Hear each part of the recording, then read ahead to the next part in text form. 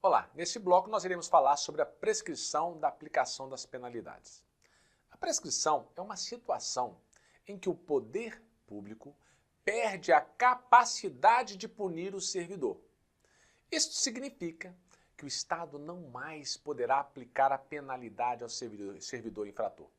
É importante que você saiba que a prescrição da ação disciplinar ela ocorre a partir da data em que o fato foi cometido, do dia em que tenha cassado o ato faltoso nos casos de faltas continuadas ou permanentes, conforme o artigo 261 do Estatuto. Para que você acerte esta questão na sua prova, é importante que você memorize esses prazos que seriam 2 anos de prazo de prescrição para as faltas de repreensão, suspensão e multa. 5 anos se a falta está sujeita à penalidade de demissão, demissão a bem do serviço público, cassação de aposentadoria ou disponibilidade. Agora vamos imaginar que haja uma infração penal e que esta infração penal tenha uma pena.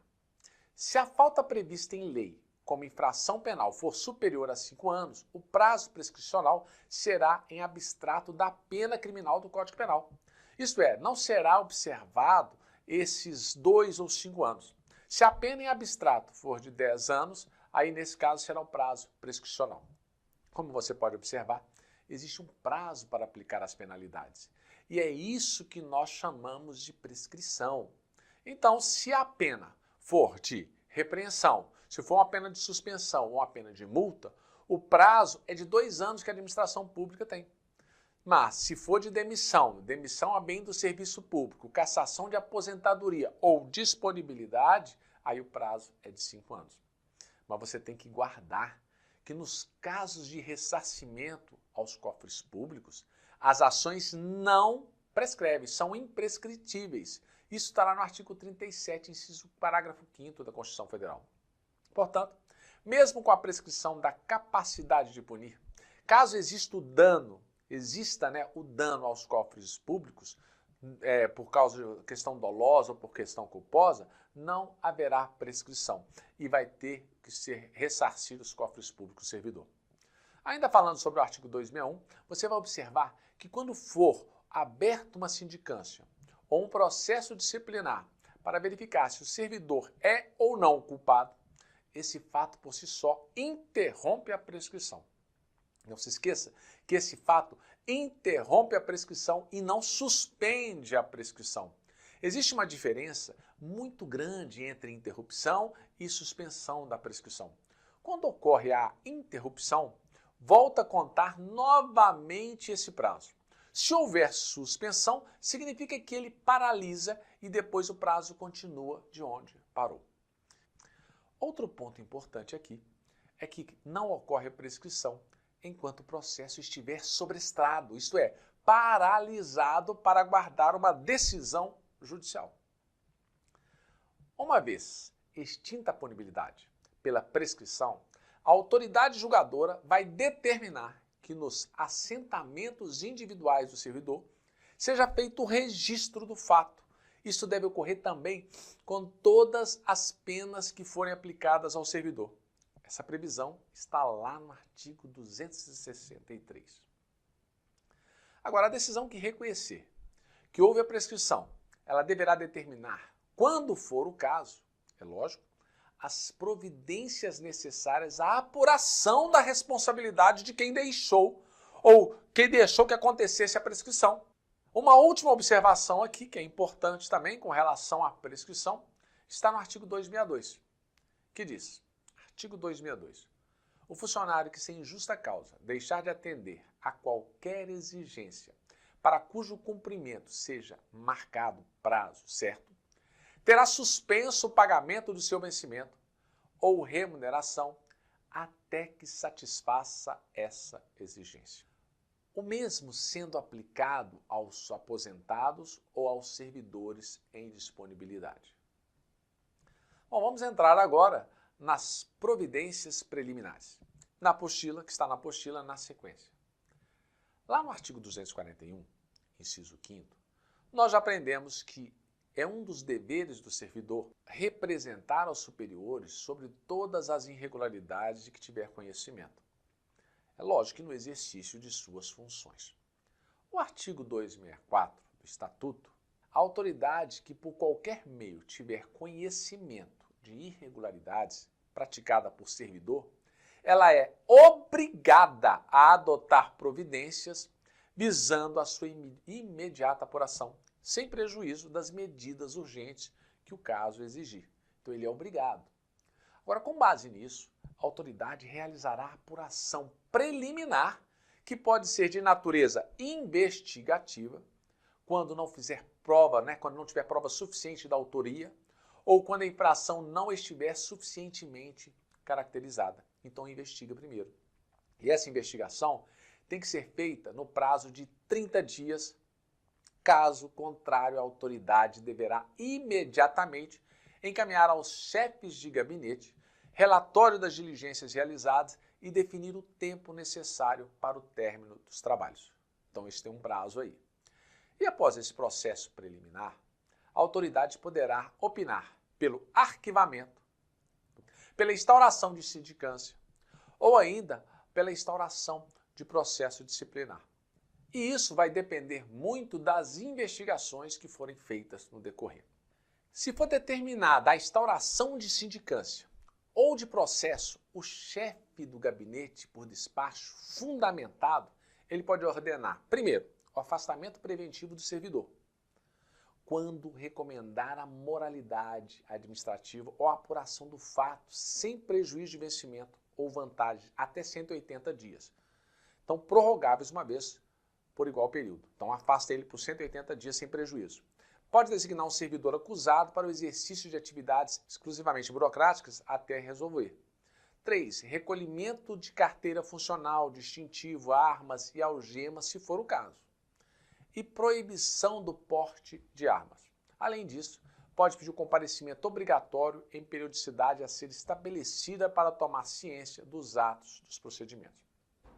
Além disso, a autoridade que determinar a instauração ou presidir a sindicância ou processo administrativo, ela poderá representar ao chefe de gabinete para propor a aplicação dessas medidas, bem como sua cessação ou alteração, cabendo a ele, o chefe de gabinete, fazer cessar ou alterar as medidas a qualquer momento por meio de despacho devidamente fundamentado.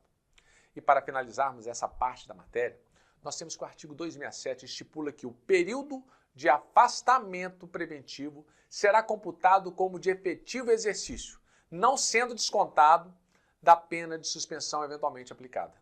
Isto é, se o servidor foi afastado preventivamente, para não atrapalhar as investigações, é lógico, afasta ele não será penalizado, pois ele continua recebendo normalmente como se tivesse em efetivo exercício. Agora vamos tratar então sobre o processo disciplinar e a sindicância.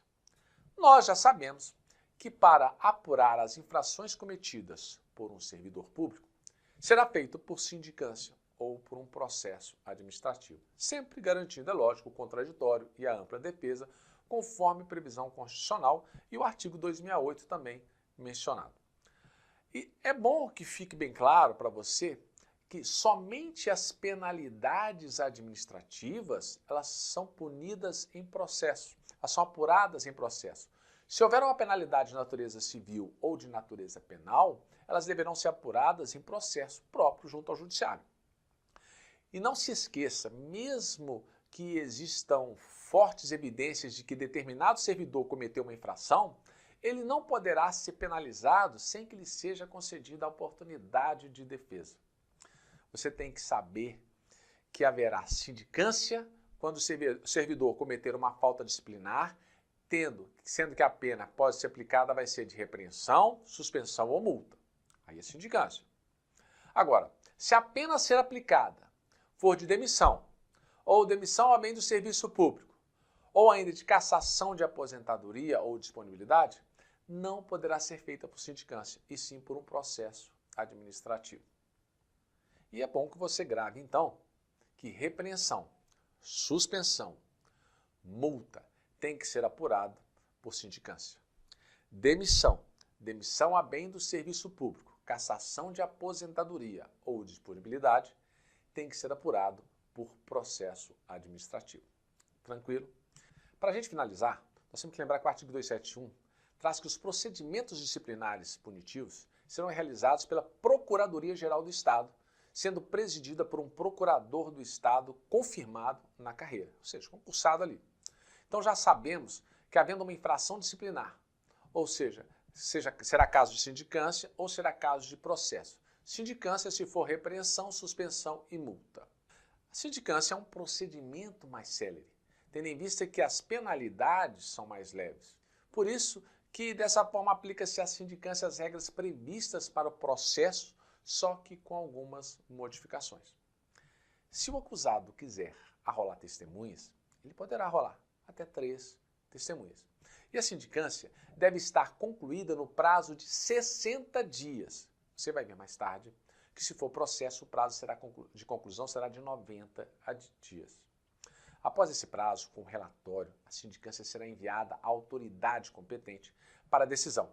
A essa altura, você já sabe quais são as autoridades competentes para aplicar as penalidades. Nós temos o governador, o secretário de Estado, o procurador-geral do Estado e o superintendente de autarquia, os chefes de gabinete, os coordenadores e os diretores de departamento de divisão. Tem que saber as penalidades que eles aplicam. E aí vale a pena você retornar no que nós já vimos. Lembre-se, não existe aprendizado sem repetição. Então repete lá e volta lá na matéria. Quanto ao processo, ele destina-se à apuração de fatos mais graves. Tanto que a penalidade a ser aplicada será de demissão, demissão a bem do serviço público, cassação de aposentadoria ou disponibilidade. Você tem que memorizar também quais são as autoridades competentes para determinar a instauração do processo, que é o governador, os secretários de Estado, o procurador-geral do Estado, o superintendente de autarquia, os chefes de gabinete e os coordenadores. Percebe aqui que nós não mencionamos os diretores de departamento e divisão? Importante você anotar isso e essa diferença. Agora, o artigo 275 do Estatuto limita um pouco as pessoas que são encarregadas para apurar as infrações. É como se fosse uma espécie de suspeição ou de impedimento. Eu não posso colocar um amigo íntimo ou um inimigo para apurar a infração que um servidor cometeu. Nós não podemos colocar. Ou um parente consanguíneo dele, ou afim em linha reta ou colateral, até o 3º grau. Nem tampouco eu posso colocar o cônjuge, ou companheiro, ou qualquer integrante do grupo familiar do denunciante ou do acusado. E nem tampouco de qualquer pessoa que seja subordinado ao denunciante ou subordinado ao acusado. Não posso deixar de chamar a atenção para que você vá lá no artigo 243, inciso 9 do Estatuto e o 244 do CPC, inciso 2, porque lá menciona que é parente até o 2º grau. E nós acabamos de ver aqui que uma espécie de impedimento, parente até o 3º grau. Fique atento a essas diferenças e faça as anotações para relembrar depois. Importante que você faça essas observações, anote um pedaço de papel e cole em um lugar visível para que você possa relembrar mais tarde. O artigo 276 do Estatuto ainda menciona que, se o funcionário for designado para apurar a infração de outro servidor, ele deverá comunicar desde logo à autoridade competente o impedimento que eventualmente exista. Então ele tem que falar se ele tem algum parentesco ali. No que diz respeito à instauração do processo, ele deve ser instaurado por uma portaria. Nessa portaria, deverá conter o nome, a qualificação, o tipo de infração cometida, um resumo dos fatos e a indicação das normas que foram infringidas e a penalidade mais elevada que seria cabível no caso. E qual seria o prazo para instaurar o processo? O prazo seria de 8 dias do recebimento da determinação. E após ser instaurado, ele tem que ser concluído dentro de um prazo de 90 dias da citação do acusado. Essa é uma previsão do artigo 277 do Estatuto. O artigo 278 do Estatuto adiciona ainda que, uma vez autuado a portaria e a instauração e demais peças que existam, o presidente vai designar um dia e hora para que seja feita a audiência de interrogatório, determinando também a citação do acusado e a notificação do denunciante, se houver. Cuidado aqui com as terminologias. Observe que a citação é um ato do acusado e a notificação é da pessoa que denunciou que pode ou não existir. A citação, basicamente, é um documento que informa ao servidor que foi instaurado um processo contra ele e por isso que no mandado de citação tem que conter uma cópia da portaria, a data, hora, local do interrogatório, lembrando que o servidor acusado pode estar acompanhado de advogado ou não. Na citação vai constar também a data, hora, local da oitiva do denunciante, para que o advogado do acusado possa acompanhar aquela oitiva. Na citação consta também esclarecimento de que o acusado será defendido por advogado dativo, caso não constitua um advogado particular. Vai constar a informação de que o acusado poderá rolar testemunhas e requerer provas no prazo de 3 dias após a data designada para o seu interrogatório. E por último, a advertência de que o processo será extinto se o acusado pedir exoneração até o interrogatório. Mas não são todas as hipóteses que cabe essa extinção. Para que o processo seja extinto, se o acusado pedir exoneração até o interrogatório, as infrações serão exclusivamente de abandono de cargo ou função, bem como inassiduidade. É bom que você não se esqueça que a citação do acusado ela tem um prazo para ser feita. E ela deve ser feita pessoalmente, não podendo ser encaminhada pelo correio. Se o reinterrogatório estiver marcado para o dia 10 de determinado mês, a citação deverá ser feita no mínimo 2 dias antes do interrogatório. Lembrando que a citação pode ser feita por intermédio do superior hierárquico ou onde forem encontrado o réu. E se o servidor não for encontrado onde trabalha ou no endereço que consta no seu assentamento funcional, nesse caso a citação será feita por edital, que é nada mais uma publicação no Diário Oficial informando, pelo menos com prazo mínimo de 10 dias, a citação por edital. Resumindo, se não for possível citar o acusado pessoalmente ou por intermédio do seu chefe, 2 dias antes do interrogatório, a citação será feita por edital, no prazo mínimo de 10 dias antes do interrogatório. Resumindo, se não for possível citar o acusado pessoalmente ou por intermédio de seu chefe 2 dias antes do interrogatório, a citação será feita por edital no prazo mínimo de 10 dias antes do interrogatório. Ok? Na próxima aula, nós continuaremos iniciando com a instrução do processo administrativo. Espero que tenha gostado e até a próxima aula. Um grande abraço.